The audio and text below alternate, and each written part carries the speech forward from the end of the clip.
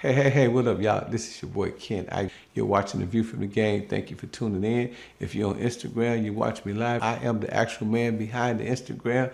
Yes, I do answer my DMs. When you DMing me. Hey, but check this out, man. While I got your attention, make sure you go get my book, The 48 Laws of Game. That's right, The 48 Laws of Game. You can get it at audible.com.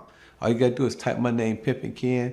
When you get to audible.com, and this book, as well as my other book, The Art of Human Chess. This is the book everybody's talking about. This is the book that your daddy should have taught you about. Everything that your daddy didn't teach you the game, it's in this book right here. In The Art of Human Chess, the study guide to win, teach you how to maneuver, teach you how to finesse, teach you how to play chess, teach you how to outsmart your enemy. You got to get my books, classics. Hey, man, also, man, make sure you subscribe, like, and make sure you let everybody know through notification where to come and get this joint at by sharing. And also, I am also the proprietor and the owner of HHF Mag, HHF Clothing, HHF Awards, and HHF Radio. Hey, man, stay tuned, man, and go to thehiphopfraternity.com and check us out. And every Monday, we at the Ice Bar. That's right, 5456 Fayetteville Road, Atlanta, Georgia. Every artist get in free. Every A&R get in free. Every executive get in free. Everybody is free. Artists get to perform for free, and you get to park for free. The only free game in town. What's up, ladies and gentlemen? Once again, you're watching View from the Game, and I'm your host, Ken Ivy, a.k.a. Pimpin' Ken, the CEO of Hip Hop Fraternity, and also the host of View from the Game. I have a special guest with me today, all the way from South Carolina. Hey, look at that camera. Let them people know who you is, little sis. What's up, y'all? My name's Mo. Y'all can follow me at ITSMONEROC. I'm an artist all the way from South Carolina. All my music's on all streaming platforms.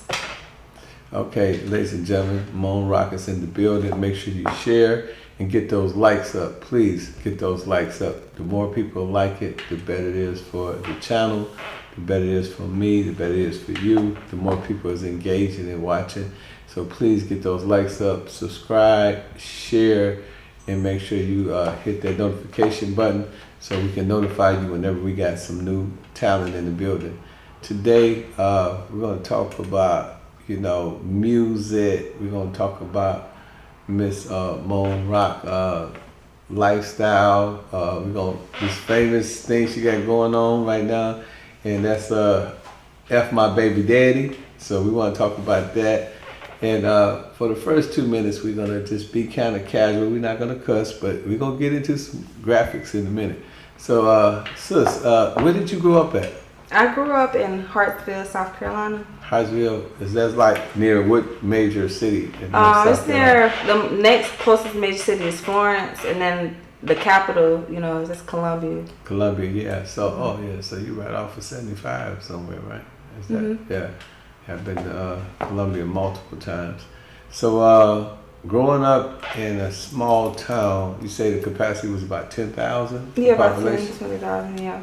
How did you become so hip, because when I look at you, you like you from New York or Detroit. You don't look like you from a small town with only 10,000 people. So how did you get your game, and where did you learn how to, dress the way you dress and be the fly young lady that you is today?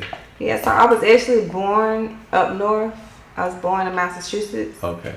So I guess part of when slavery was going on and stuff like that, my grandmother, she's from Hartsville, South Carolina. She's lived there all her life. She moved up there, and then that's where they developed my family, my immediate family. They all got moved up there. But when she got older, she took care of me. She ended up wanting to move down south. So.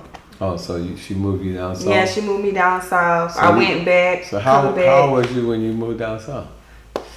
I was, I think 5. So yeah, you was already kind of like a city girl, right? Yeah. Well, no, I wouldn't say that. I wouldn't say that. I started off like my social experience, meeting people, friends, and stuff like that. I started that all down south. So. So that's really where you could just say you from South Carolina. Yeah. So to speak. So you grew up with your grandmother. So where was your mother and your father at? So my father, he was in my life until he actually went to jail. He was in jail then. And then my mom, she was pretty much in and out of my life. So I pretty much stayed with my grandmother, my grandparents. So how was that like? Did you go to church? And growing up with grandparents, I know you Yeah. had to go to church, and they was disciplinaries. Were they like strict and say kind of religious type people? Yeah, my grandmother, she's very strict, very religious. I would say when I remember us being together, I have two older sisters. I have an older sister and a younger sister, and all of us girls just going to church. I remember us going to church on Sundays, probably up until I moved away from her. But yeah, that was cool. That was straight. My grandmother always taught me never need Nick for nothing. She pretty much was just saying like stuff that I remember her saying is like be independent. Nothing for nothing leaves nothing. Like stuff like that. She implemented in my she put that in my head and stuff like that. So like she was the woman I looked up to being in my life. Like she is the reason why I'm so driven. She's the reason why I go so hard.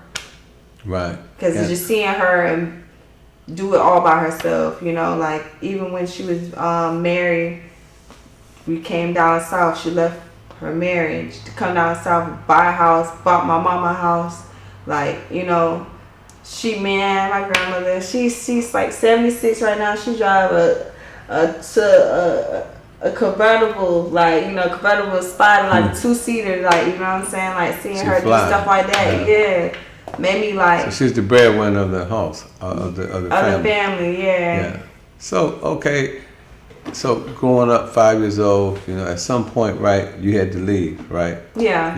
You got grown real fast. You mature at a very young age. So what age was you when you felt that hey, I can do this on my own?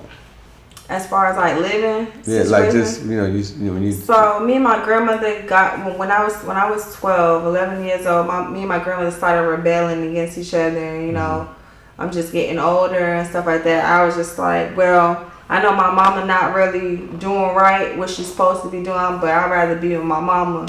You know what I'm saying? Just saying stuff as a kid, whatever. But she really put me in that predicament where I was with my mom. I had to fend for myself, and that was like the most, I would say the most excruciating traumatizing experiences of my life. Like no lights, no water, you know what I'm saying, warming up water on the stove or going back and forth to the store to get ice to keep food cold. Man, I remember and this was all in. This is when I lived in South Carolina. Yes, in South Carolina. So was that rough down there? Yeah, it was that rough for me. So is it like country roads or is it a city? Both, but it's a town. It's not really like a city. It's a town. It's got like a few buildings in the main downtown area. It got a main downtown area. Yeah, it got a Walmart, stuff like that. For the most part, it's like country backwoods, right? Yeah, for the most part. Yeah. So you was down there struggling and trying to make it happen, but you was in a small town, so I'm pretty sure that most of the people in that town know each other, so you had a lot of people that you can go to, right? Well, I would say I wouldn't say I had a lot of people I could go to, because it's more so like when I was going through the stuff I was going through, I didn't know it wasn't right. You know what I'm saying? Right. Nobody's telling me, oh, you're not supposed to be living like that. This is just my everyday life. Right. You know what I'm saying? So I didn't cry about it. It was my norm.